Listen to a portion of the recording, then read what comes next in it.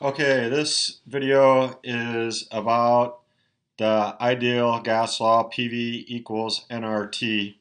Now, when you're doing gas law problems, there's two basic equations that you can use.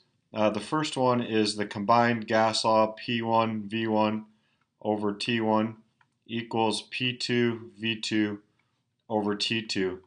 Now, this equation is used when there's nothing about moles or anything like that. But when you see a problem that has something about moles, you have to use this ideal gas law, which is PV equals nRT, because the N stands for the number of moles. Okay? So when you see anything with moles or grams in it, you're going to want to use the PV equals nRT. Now what I like to do is I like to make a list of the givens, PV, nRT, and I read the problem. Okay, so how many moles of hydrogen gas are present in a 400 milliliter? Okay, so that's volume, so I'm going to write down 400 milliliters there. Container where the pressure is 560 millimeters mercury. Okay, and the temperature is 20 degrees Celsius. Now, one thing about this PV equals nRT is that there's this gas law constant that you would find on the AP formula sheet. And the gas constant is R. Now there are three of them. Okay, now one of the R's has to do with energy, and we're not really going to be using that unit in this R in this unit, but it's used in other spots. But the two main ones that we're going to be using is the one with atmospheres in it and the one with torrs in it. Now, the pressure unit is the only thing different about the R value. And you always have to match the R value or the gas law constant R to whatever pressure you're doing the problem in. Okay? And this one has millimeters of mercury. Now, one thing to know is that a millimeter mercury and a torr are the same value and the same thing. So a torr and a millimeter of mercury can be used interchangeably. Okay, so wherever you see the unit torr, you can substitute in millimeters mercury and vice versa. So the R value that we want to choose for this problem right here is the one that has the torr in it, because that's the same as a millimeter of mercury. So we're going to be using the one that has this 62.36. Now, I kind of do this a little different. It doesn't really matter, but the units are, well, I'm going to use millimeters of mercury. So I'm going to write millimeters of mercury times liters divided by moles Kelvin. Now, I guess when I learned how to do this, I always write the pressure first, then the volume, and then the moles and the temperature, because that goes in the order of this PV equals nRT, and that's just how I learned how to do it. If you notice, the AP formula sheet does the liters first and then the other thing second. It doesn't really matter which way you do it. Okay? So this is the R constant when we're working in millimeters of mercury. Remember that a millimeter mercury and a torr are interchangeable. Okay? Now, one thing, this R value constant tells you what units everything has to be in. Every other unit in this problem has to match what's in this constant. For example, this has millimeters of mercury, so our pressure has to be in millimeters of mercury. The volume in the gas law constant is liters. Ours is in milliliters. That's not going to work. So if whenever you're using the ideal gas law, you have to change to liters. All right, so 1 liter equals 1,000 milliliters. So that's going to equal 0.4000 liters. Okay, N, that's moles. N stands for moles. That's what we're looking for, so we're not going to change that. Now temperature has to be in Kelvin. So you see how it's Kelvin here? So we have to add 273. So that's going to equal 293 Kelvin. Okay, now once you get that all worked out, everything in the correct units, we have this formula, PV equals nRT. I want to know how many moles. That's N. N is the number of moles. So I'm going to divide both sides by RT, and then I get this equation that N equals PV over RT. Now I'm going to substitute in. I'm going to put in my pressure, 560 millimeters of mercury, times my volume, 0.4000 liters, divided by the R, the ideal gas law constant. That's 62.36 millimeters mercury times liters divided by moles Kelvin. Now that's just a big long unit. Okay, and I'm going to multiply that also by the temperature, 293 Kelvin.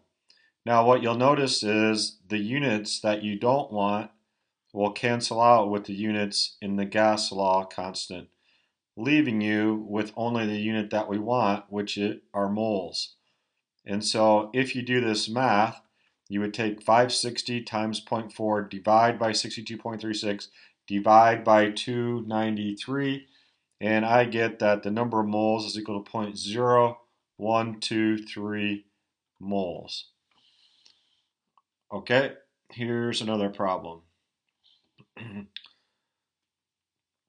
Okay, this one says, how many grams of chlorine gas are present in a 4-liter container where the pressure is 1.8 atmosphere and the temperature is 10 degrees Celsius? So this says grams, and it gives you gas law data, so I know that I'm going to use PV equals nRT, because if I find moles, I can change to grams. So let me just figure this out here. So 4 liters, that's going to be volume. We don't know what the moles is. The pressure is 1.8 atmospheres, and the temperature is 10 degrees Celsius. Okay, we're going to look up the R value on our formula sheet, and we're working in atmospheres. So the R that we're going to want to use is 0.08206 atmospheres times liters divided by moles Kelvin. Okay, we're going to look for N, and so we're going to have our PV equals nRT, divide both sides by RT, so we get N equals PV over RT. And so N is going to equal my pressure, 1.8 atmospheres, times volume, which is 4.0 liters, divided by the gas law constant, R, 0.08206 atmospheres times liters divided by moles Kelvin times the temperature. Okay, so hey, I forgot to change to Kelvin, so we need to add 273. That's going to equal 283 Kelvin, and so we're going to plug that in right here. Okay, now every unit, this is why you write the units, to make sure you changed all of them to the right unit. So they all cancel except the one that you're looking for. So N, if you do the math, I got 0.31 moles, and it's chlorine gas. Remember that chlorine is diatomic, so that's Cl2. Now we have to change to grams. So now we just do a simple mole problem, which 1 mole Cl2, the molar mass of chlorine gas is around 71 grams Cl2. So 0.31 times 71, and I believe that equals around 22 grams Cl2. Okay, one last type of problem. So this one is doing a PV equals nRT, but they want to know the molar mass of a gas, okay? So a molar mass has two things in it. Basically, a molar mass is equal to the grams of gas divided by the moles of gas. All right, so we need to know the grams and we need to know the moles. Now look, they tell us, so to get the molar mass, they tell us the grams. So that's 0.25 grams. We have to get the moles. And so we're going to use PV equals nRT to get the moles. So we're going to read this, 75 milliliters. Okay, one thing about PV equals nRT, you always got to work in liters. So we might as well change it right now. So that's going to be equal to 0.0750 liters, okay? It's collected at 22 degrees Celsius. So 22 degrees Celsius, well, we're going to work in Kelvins, so that's got to be changed to Kelvins, okay? Where the barometric pressure is 745.8 torrs. Now, this is being collected in a eudiometer tube, which using water displacement. So if you remember, when you're doing this, our eudiometer tube, okay, when we even up the water lines in the measuring thing and in the device that we're doing that, when we even up the water lines, okay, the pressure inside the eudiometer tube is equal to the pressure in the room, okay, or whatever. And so the barometric pressure is 745.8 torrs. But if you remember, okay, we're collecting our gas in here. Our gas in here is going to be uh, messed up a little bit by the presence of water vapor. So what you always have to do is you have to subtract the water vapor pressure, which is, in this case, it's 19.8 torrs. Forgot the R there. Okay, and so if you do that, this is going to equal 726 torrs. All right, so you always got to take away the water vapor pressure. Always got to take that away. So our pressure is 726 torrs. That's just the pressure of our gas in the tube, okay, not the pressure of the water.